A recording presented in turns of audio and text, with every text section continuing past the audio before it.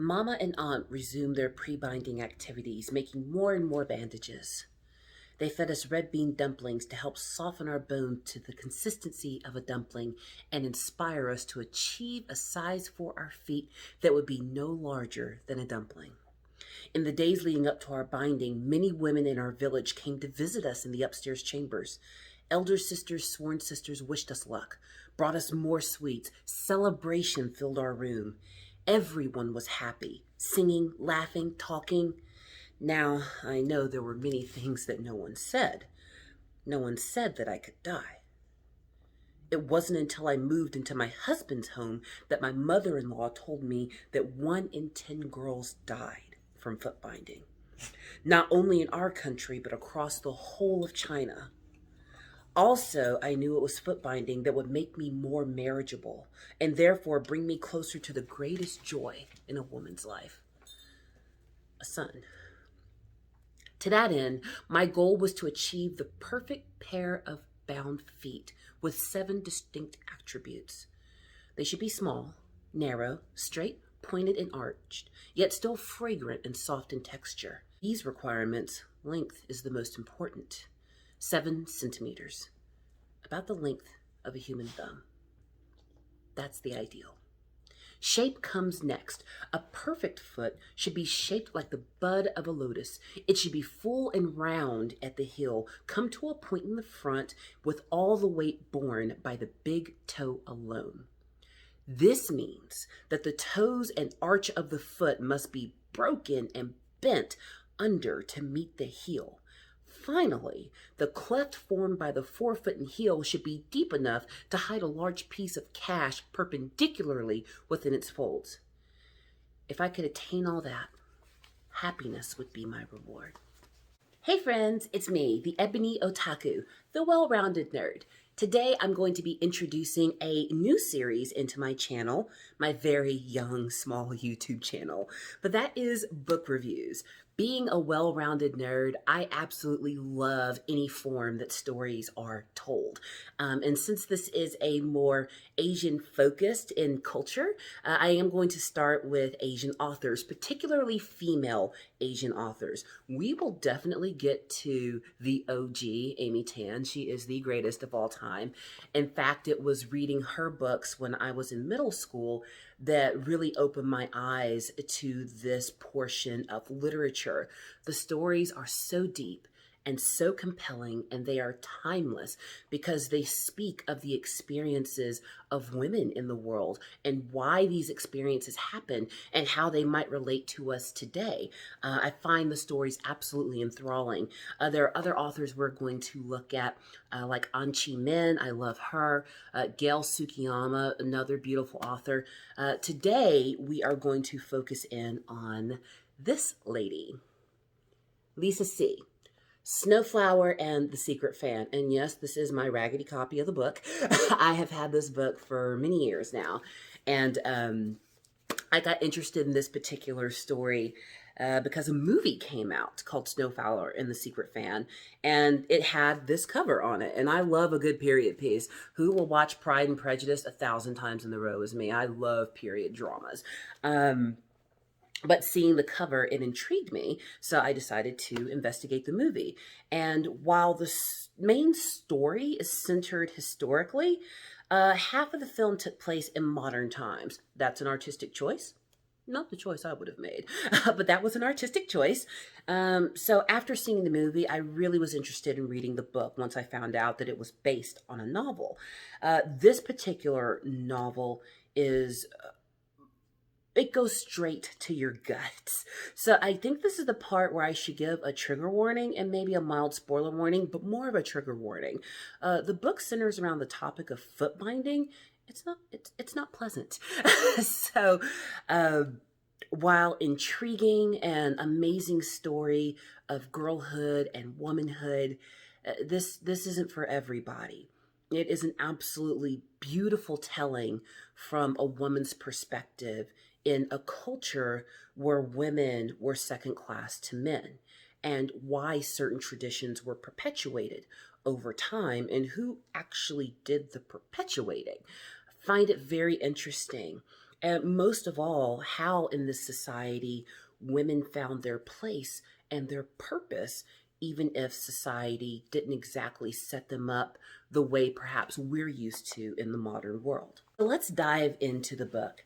Snowflower and the Secret Fan is really the story of two girls, and we're hearing it from the perspective of one of the girls in the story, Lily. She is from a poor peasant farming family, very average in old world China. There's nothing particularly special about her. She's not tall, she's not short, she's not unattractive. She's not especially attractive.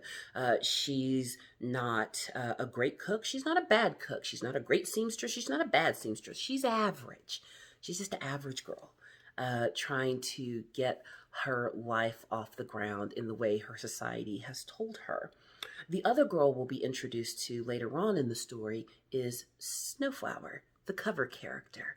And how the two girls get to know each other and become friends is the heart of this story. When we first meet Lily in this story, she is in her waning years. She is an older woman and she is writing her memoirs. And the community refers to her, this is so terrible, they refer to her as one who will not die. Her job is to sit quietly while others in the household take over her responsibilities as the top woman in her household. She's lived a very long life, longer than average for most people at the time. She has borne sons. She has accepted daughters-in-law. She has seen her own daughters married out into other communities. And she feels the need to recount the story of her life, because to be in this place of honor in a respected household as the senior woman with the most sons, having come from a peasant family, it's very interesting, especially for the times and how she was able to achieve that rank in her life. Lily begins telling us her story from her girl days, her daughter days, when her feet were unbound and she was allowed to go with her older brother down to the riverside or out into the fields, ride the water buffalo, and could run free. She could feel the water in between her toes. She could run the dusty streets with her friends, play games, and basically live freely. Because in the society that Lily lives in, a girl's value doesn't come into play until she starts approaching her young womanhood, until she is a prospect for marriage. In the world that Lily lives in the context of not just our story, but old world China, and not just China, but in a lot of societies across the globe, ancient African cultures, a lot of European cultures were this way. Don't know as much about Latin America, so sorry, can't reference that. But in a lot of these cultures found on that side of the planet in older times, a woman's value was placed in one, who she married, and her ability to be a dutiful wife and mother, and then also in her ability to have children, preferably sons. And in the world Lily lives in, she has zero control over any of that. As a 4 and 5-year-old, all she knows is that she is a daughter in a house that has an older brother, her first brother, so he's the most important one in the house. She has a father. She has other siblings. She has an older sister and a younger sister. And the younger sister is so insignificant in the order of the household that she doesn't even have a name yet. Her name is literally younger sister. So that should set the context for the world that we are diving into. When Lily approaches the appropriate age to have her feet bound, so all of the freedom that she's used to experiencing, running through the streets with her friends, being outside, feeling the sun on her skin, all of that's about to be taken away. Because in this society, to be a woman, to be a grown woman, is to live a restricted life. Instead of being out in the world, she will be pulled into the household, her feet bound and broken and healed. And she will be rushed into the women's chambers to spend her days doing women's work inside of the house. The outside world is for men. The inside world is the domain of women. She knows it's coming, even though she's very young. She knows that this is an important day in her life. And her mother and her aunt and all of the women of the household begin the preparations for the binding of the feet. There happened to be two little girls living in this household, Lily, along with her cousin, Beautiful Moon. They're the same age. Her uncle and auntie live in the household with her family. And because they have two daughters the same age, the logic is, hey, let's bind their feet at the same time. As they draw closer to the time of foot binding, the custom was to send for an astrologer to pick the most auspicious day for the foot binding, because the day, the hour, the moment, all of that must align so that the gods would bless the binding of the feet, and she would end up with a small foot no larger than a thumb. Now, I'm 6'1", and my thumb is probably bigger than the ideal they were looking for. More like this. They were going to fold their feet so that into adulthood, it would be no longer than my pinky. Slightly horrifying when you think too deeply about that.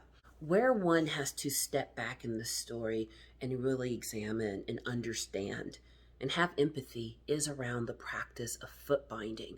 I found this so fascinating as I was reading the book, and the book goes into great detail about the process, by the way. I'll give you a little detail, but I'm not going to spoil your day by giving you all the details because it's pretty gruesome. But the why behind foot binding is extraordinary. So, as Lily explains to us as she's writing her memoirs, when a mother shows love, the men's character for a mother's love in the center of it has a character for pain. A mother's love involves pain. It's her pain in childbirth. It's her pain in leaving her family. It's the pain she must now inflict on her own child to give her the potential of a better future.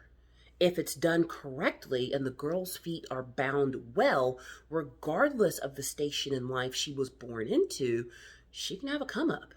Because perfectly bound feet represent a girl who is dutiful, obedient, and can withstand hardship, and is a hard worker. Because the process of binding feet is incredibly brutal. What would happen is typically during the late fall or winter months when things were cold, because you needed the cold air to numb the pain. What would happen is during the later months of the year, usually the girls' feet from beyond their toes all the way up to their calf would be tightly wrapped in strips of cloth and alum that were prepared by the women of the household. So tight it felt like your bones were going to break, but they didn't break instantly. Then the girls would be forced to march around the room to start softening their bones. The pain would be excruciating. Young girls would pull at the bandages to try to get them off, but they were so tightly wrapped, if the women in the household were dutiful, that there was no way they were getting them off. Well, eventually, after days, weeks, sometimes months of wrapping, rewrapping, wrapping tighter, wrapping that arch of the foot tighter, walking around the room, being beaten sometimes to walk around the room, eventually you were gonna hear a snap. That meant the girl's foot had broken and the real work could begin. The real work now involved shaping the foot into that perfect golden lily, that perfect lotus flower. I have seen pictures of bound feet unwrapped.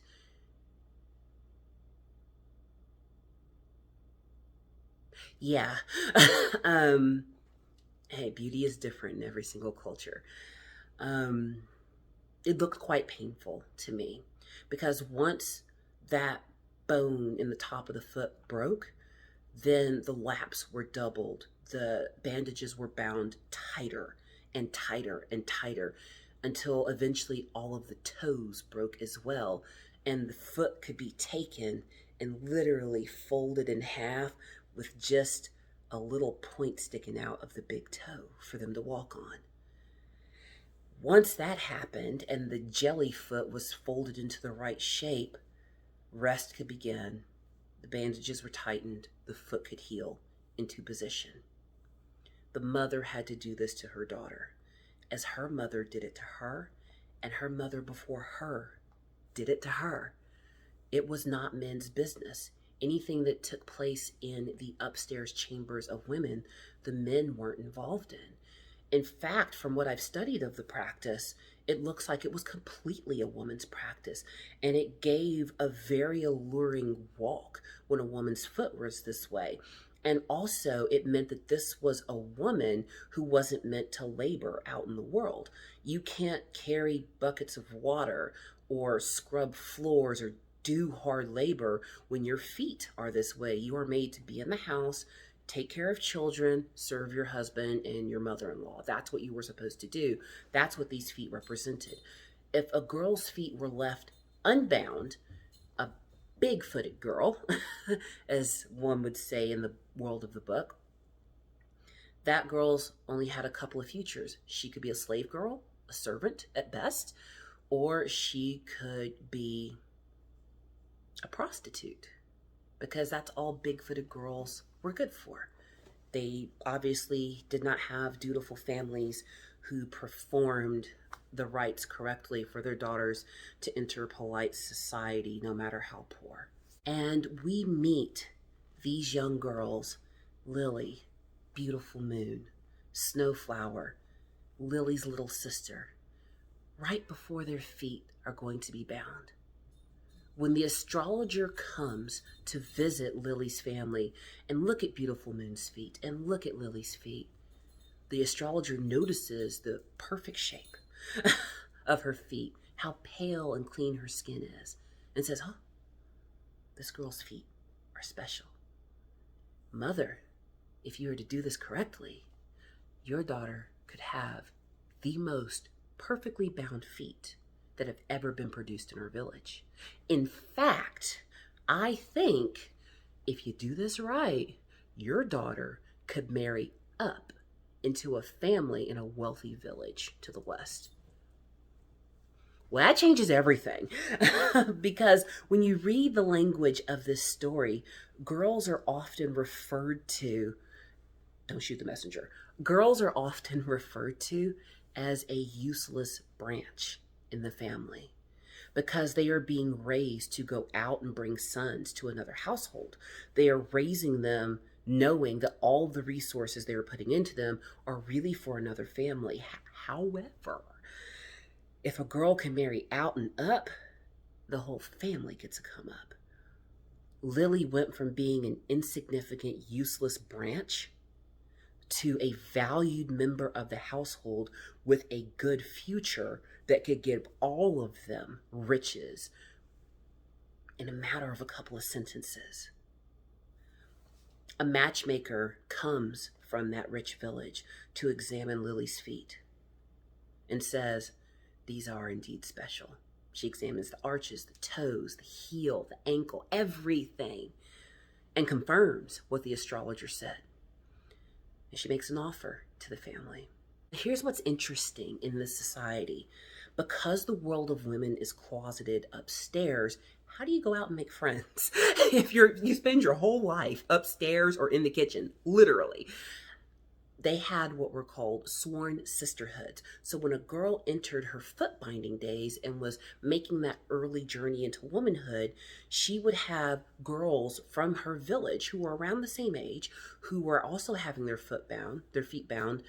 They would be a sworn sisterhood, sworn friends until they married out. The girls would laugh together, sing together, learn the old songs, do their house learning together, and most importantly, make their dowry.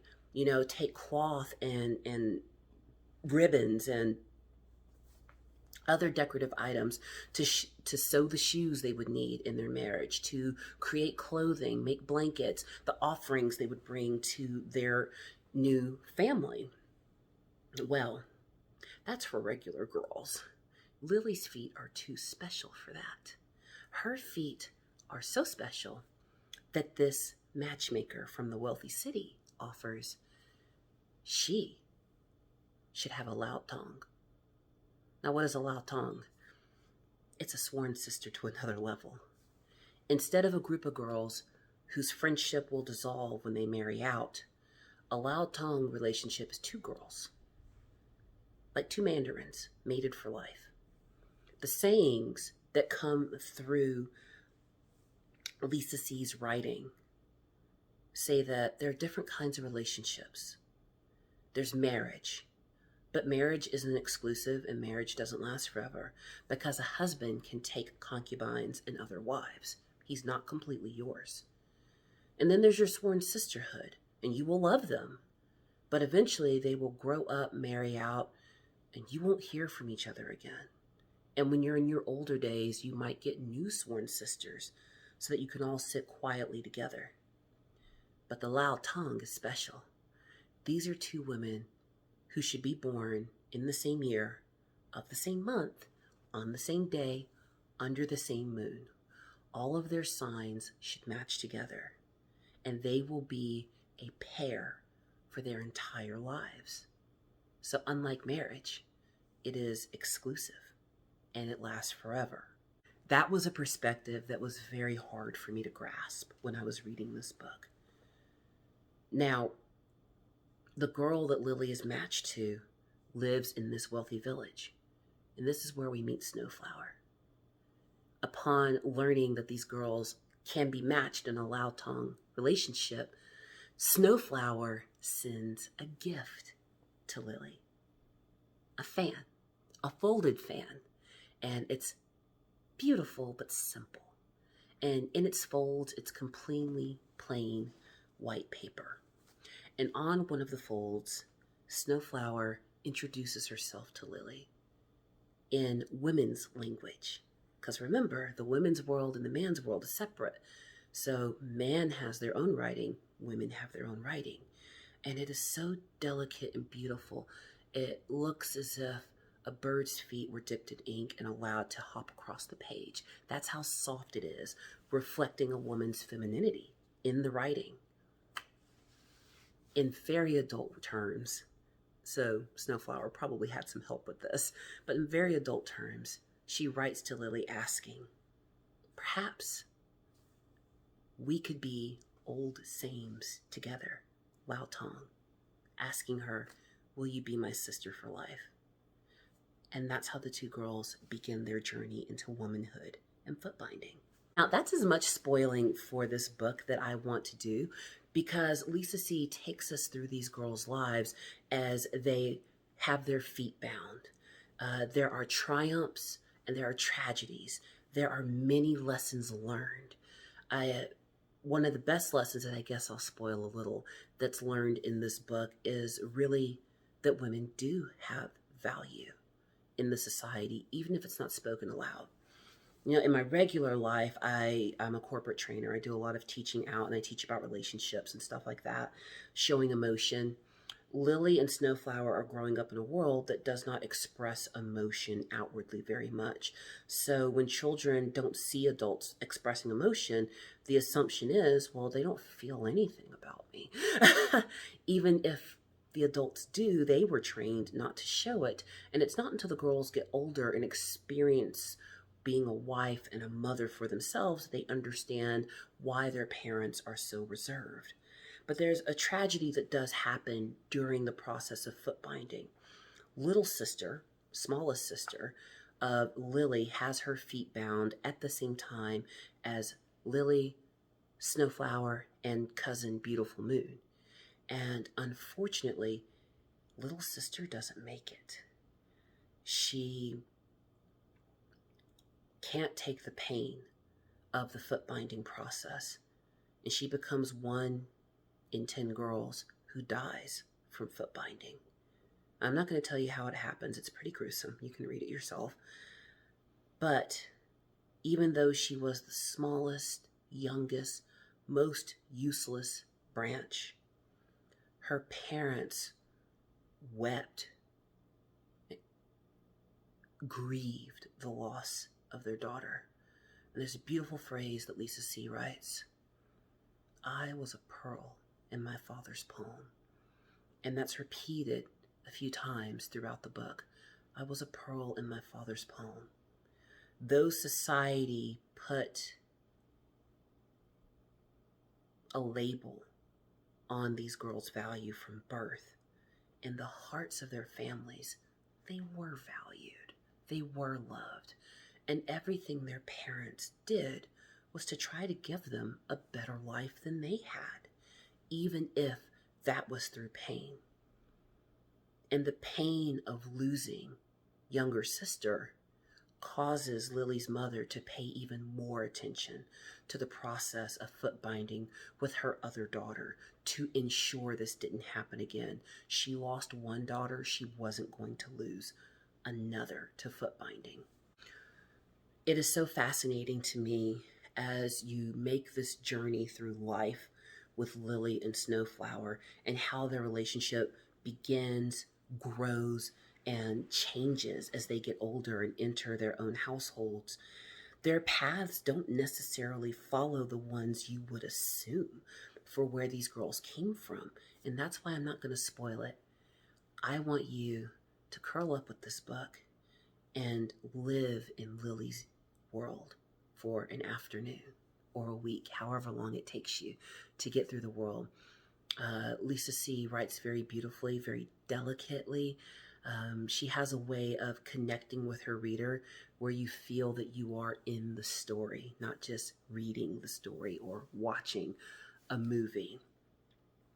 While Snowflower is our protagonist who takes the cover, it's, for me at least, Lily's story that I find most compelling as she watches these events that unfold through her life that all link back to the day that her feet were bound and why they were bound and when they were bound, that changed the course of her entire life. She was a useless branch from a poor family meant to marry a poor family. And her perfect feet gave her another life. And in Lily, we see that hopefulness that even though she's in a society where her value is diminished, she's still purposed to make a way for herself in the world. She loves her family. She loves her friend. She is a good daughter, a good daughter-in-law, a good mother. She does everything she's supposed to do. And I would wager to say she saw the reward for that. And as she's growing, she is experiencing these things with Snowflower, who has a different life to Lily. I'm so close to getting into spoilers, but I'm not going to spoil this book for you. It's a gorgeous story, and I highly recommend it. There are so many other authors that I want to get to, and not just Asian authors. I mean, I am the well-rounded nerd after all. I eventually want to get into, maybe Warhammer. I'm a huge fan of military science fiction. There's a lot of other old world novels that I'd like to bring in that are on the nerdier side of literary readings. But I hope you enjoyed this sneak peek into Snowflower and the Secret Fan by Lisa C. And I'm new to this whole YouTube thing, so I don't have an outro, but I do hope that you like, comment, and subscribe, and I hope to chat with you about this amazing book down in the comments.